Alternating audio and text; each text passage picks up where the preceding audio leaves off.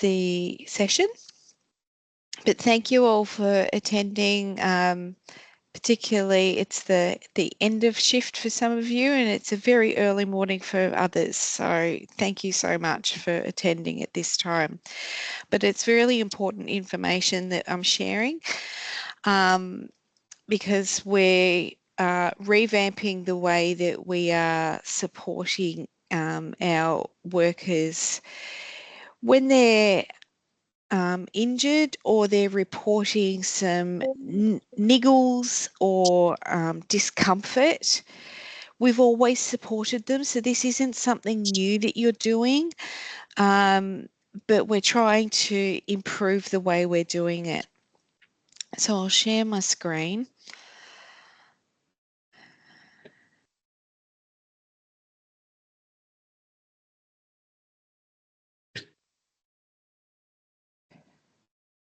Okay, so it's called the Stay at Work program.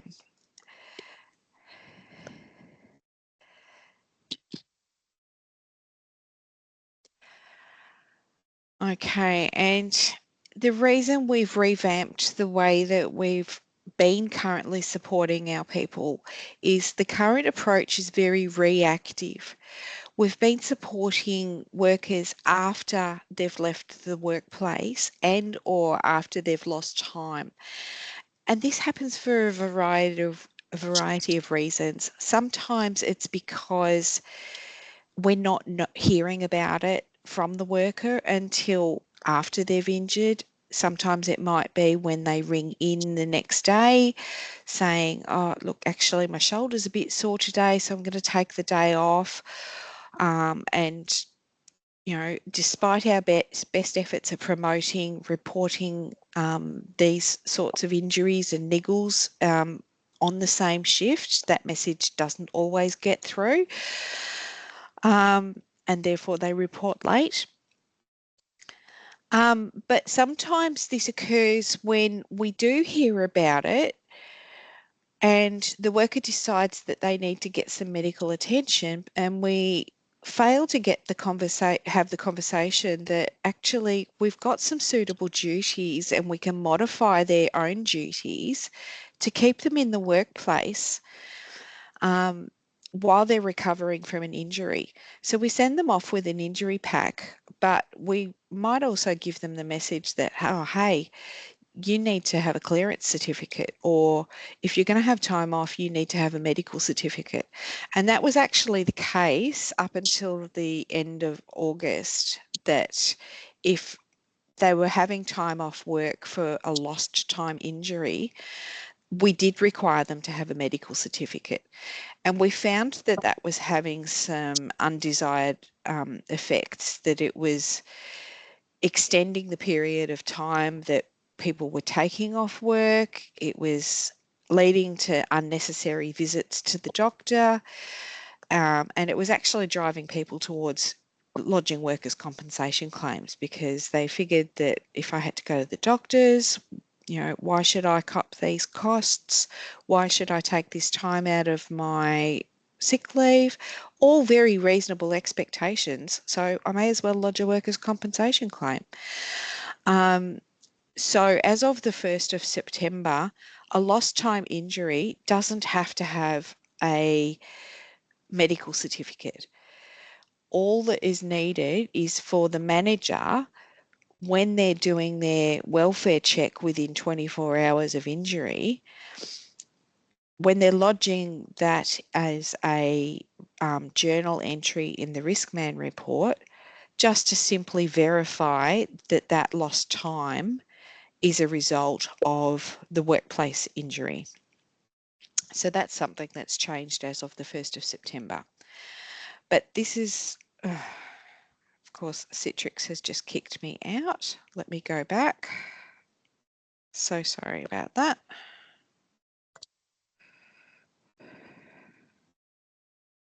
Technology is great when it works, isn't it?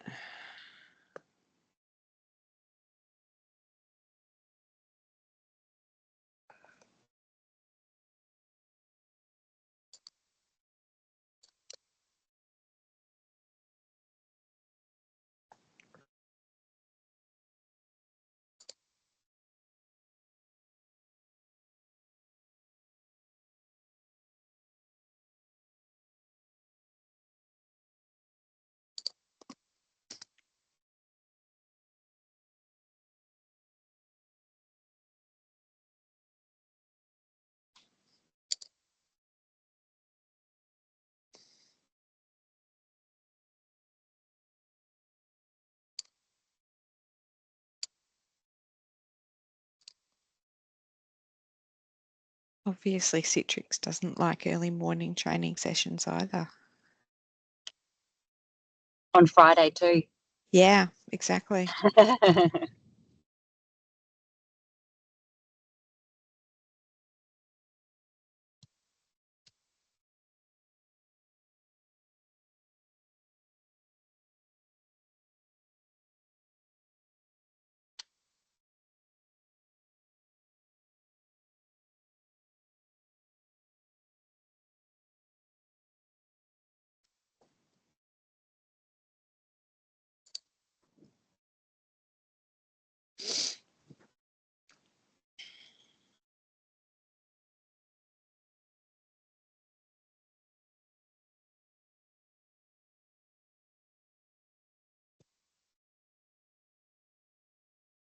Well, that's not helpful either. Is that showing as a full screen? No, it's not going to show at all. Unless I share it again.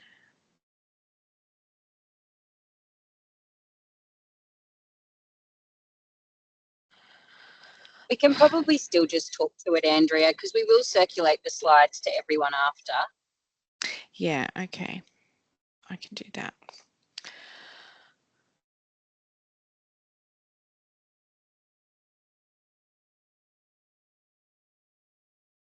Let me try just quickly doing this.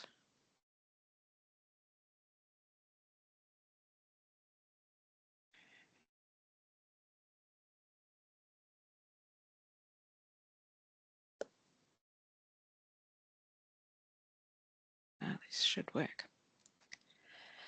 Okay, so I was in the middle of my spiel about why we were changing.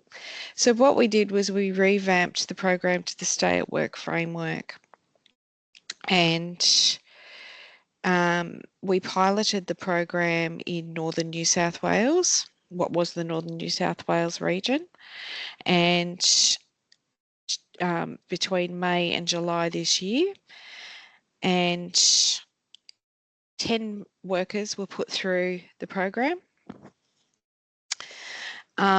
During that time, all of them avoided lost time. The lost time injury frequency rate decreased, and none of those workers progressed to a workers' compensation claim. A side benefit was that there were increased worker and manager interactions. And the benefit of this is that it improves workplace safety culture, and that improves trust. It improves ongoing early reporting and on-time reporting, and that improves the early identification of the niggles and the discomfort reporting. And that's what this program's about. And that lets us provide that early support for workers. So the Stay at Work program, it's a manager-led program to support positive recovery outcomes to enable workers to recover and stay at work. So while we say it's a manager-led program, it's not a program that we package up for you, give to you and say, okay, here you go, off, here it is, implement it and good luck. It's also supported. We support you while you support our workers. We've got a whole bunch of resources and you're supported by the injury management and return to work specialists to implement it. So while the workers are allowed access to one medical assessment and or 2 allied health assessments that are paid for by Calvary. So if they feel the need to get some GP support, or they might need a couple of physiotherapy or chiro or osteo visits, that can be paid for. Now, when we talk about allied health, we're talking about someone who is a member of a registered professional body. We're not talking about slapping fish, alternative therapies here. They must be a registered allied health professional. We will also support them with minor modifications to normal duties. Now, for those of you who have been involved with workers on return to work plans through the Workers' Compensation Scheme, you might be aware that we often support workers with suitable duties. Now, suitable duties can involve reduced working hours or days, and they can sometimes involve alternative duties where we might let someone do a role that is completely different to their own. That is not what this program is. This program is about modifying a worker's normal role. So it might mean my shoulder's a bit sore today. If I take on the normal high load of high dependency residents or patients, then it could get worse. So I'd like to take on some more ambulatory, less dependent residents or patients for today's shift. It might mean if I'm a cleaner, I'm going to not reach above shoulder height today, or I'm only going to vacuum a smaller area for today's shift. I'm going to lift only to a maximum of 3 kilos today.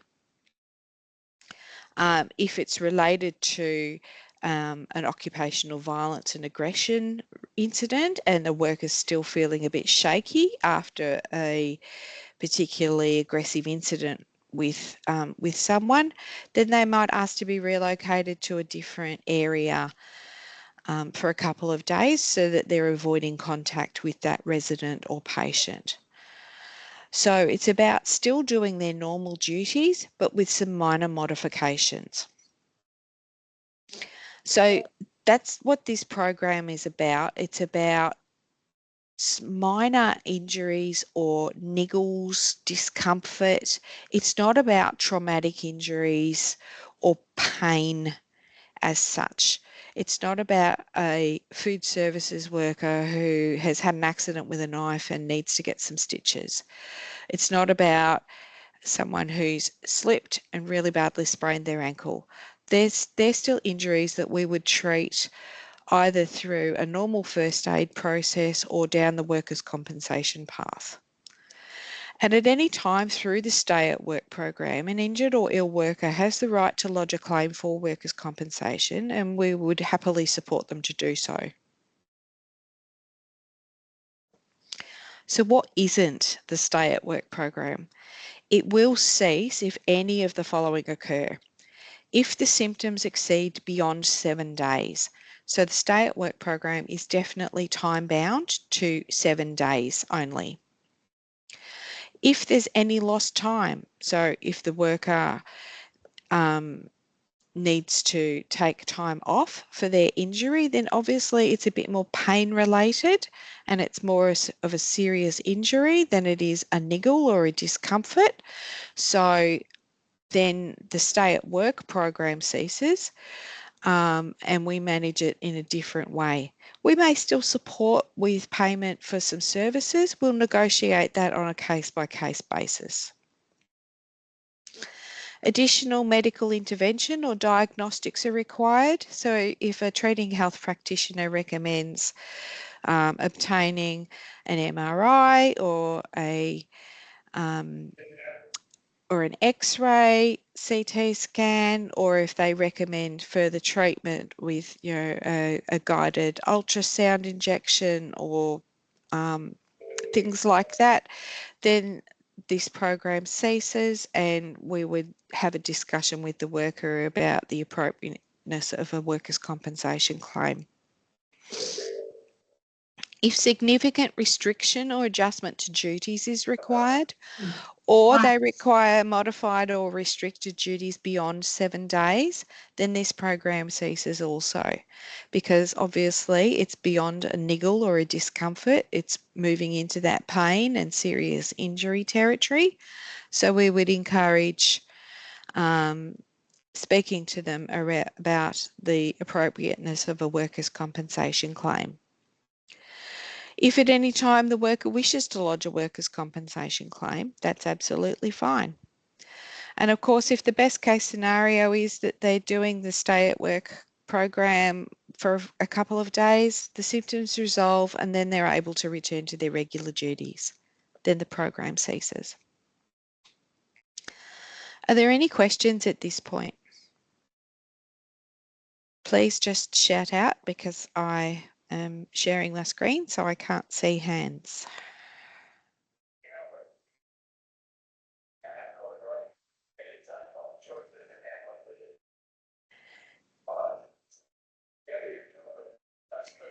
Now, the reason we have asked for the night staff to attend is because you are the ones who are in charge and might have staff in your care who are on those night shifts who may come to you with these niggles and discomforts. So you need to know about the stay at work program so that you can help discuss with them about modified duties to help them stay at work safely.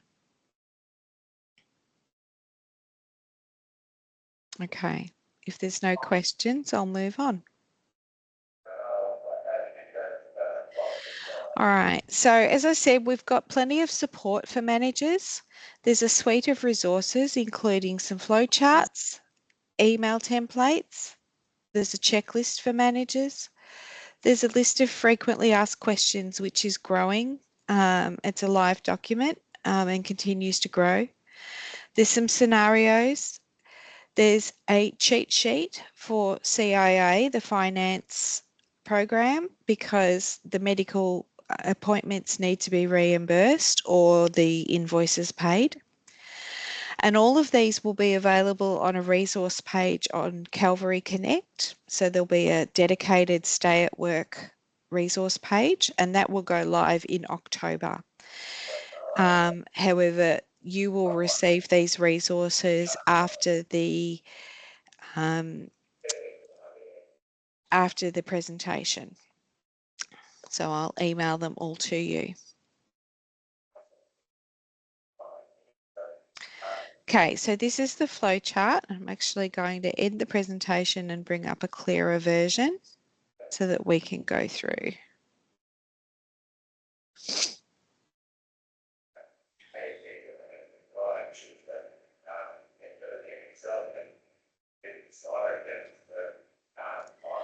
Okay, so it starts with the worker reporting symptoms of an illness or of an injury or illness or just a niggle or some discomfort. So the manager ensures the worker receives first aid if required. If the first aid or modifications to duties is not required, the worker continues with their normal duties and is monitored by the manager. The manager ensures a risk man is completed within the same work shift. The stay at work program is ceased as the worker is able to maintain their pre-injury duties. In this case, it doesn't even really commence because they're able to continue their normal duties.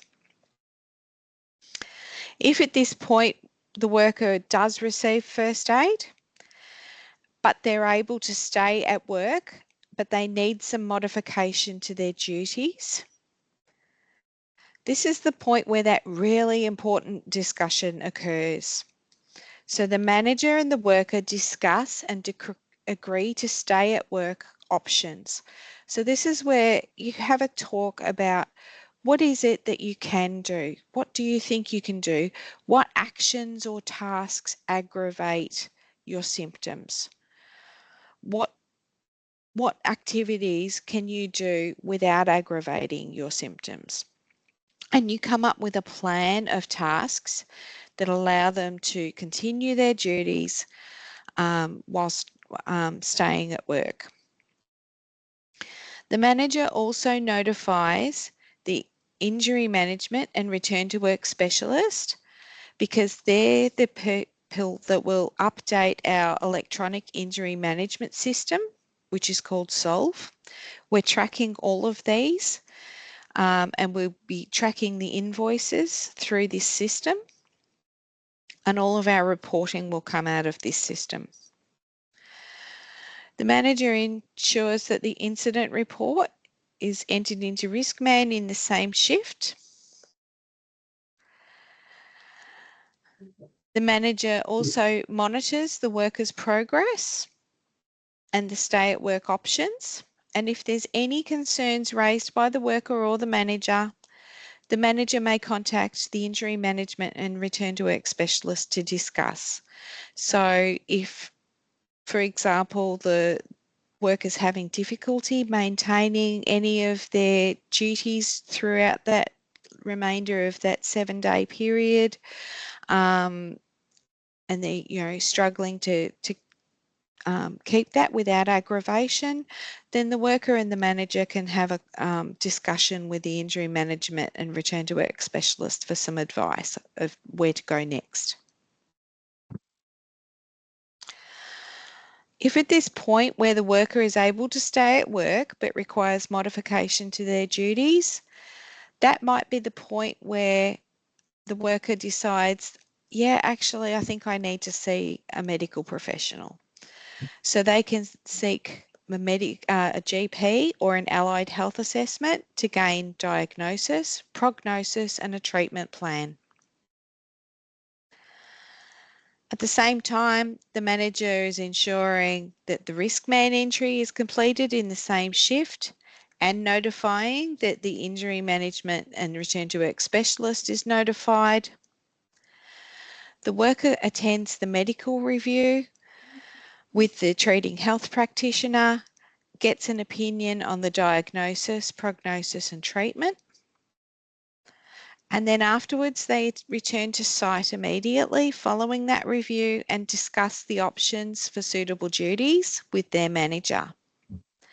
The manager continues to monitor the worker's progress for the remainder of the 7 days for the stay at work program, and just keeps an eye on how the worker's going. The manager also supports the worker to complete the CIA reimbursement process for those medical appointments. If the worker is providing a vendor invoice, so they haven't paid the bill and it's being paid directly to the medical practitioner, then we need to make sure that the invoice is made out to the manager and the workplace address is on the invoice. If at the time that the worker reports the symptoms or the injury or illness, and it ends up being determined that the injury or illness is not work-related, then the stay at work program does not apply. It gets managed in a different way. It gets managed under the framework of the return to work after a non-work-related injury or illness procedure. And then this last box on the flow chart is a reference to notification to insurers, but that's not relevant for Victoria, so we don't need to worry about that box. Are there any questions?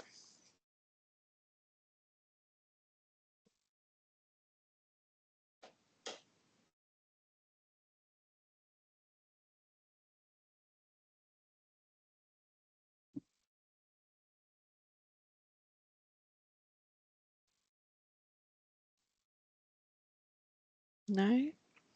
As I said, you'll be sent all the resources by email.